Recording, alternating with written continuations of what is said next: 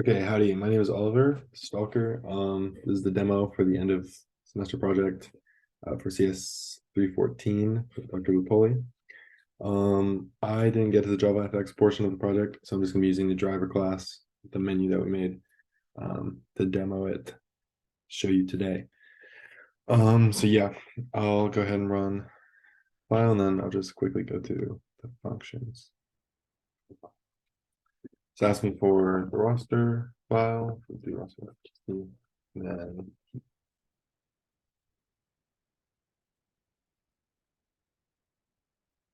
load in one of the other files. So we'll start with the attendance log. I'll do 0 at the end because I don't want to exit the program. So we'll start with the attendance log. We'll load the log, and we'll do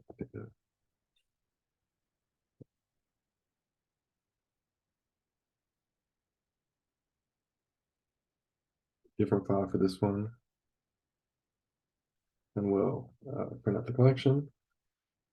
Sends out all the students with both times. And then our count is 1400, which is correct for that file.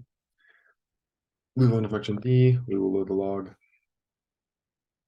Load the roster. We'll load the rosters in.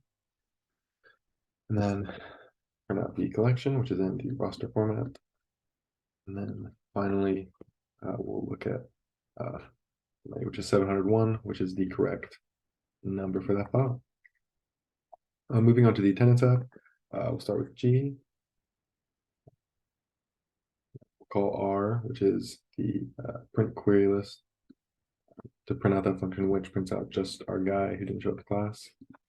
Moving on to H, all times checking in and out. We'll do ints. We'll do Ryan ints, first student. We'll output the query list. Checked in once, then check out. In this file. Okay, what's next? List all times checked in will be I. And then output puts out all the students check-in times. And then, sorry, I lost my place. All students laced to class will do J. We'll do another 222. The time will be 09:45. 45. Output, so these are all the students that arrived late to class. Okay, now we're going to do K, get the first student to enter, query, same date. The first student to enter was Ryan Ince. Print attendance data for student. We'll call that once again to Ryan.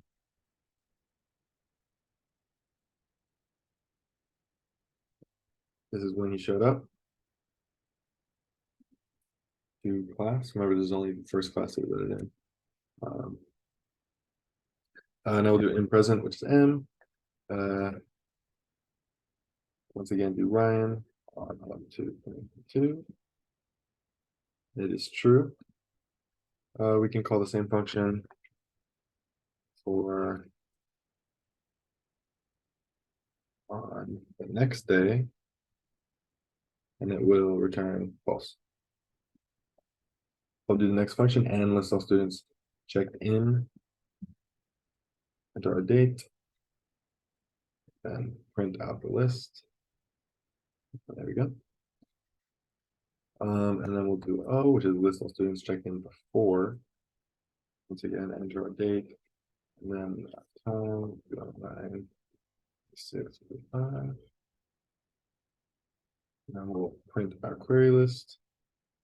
It looks like no one was there before that time. Okay.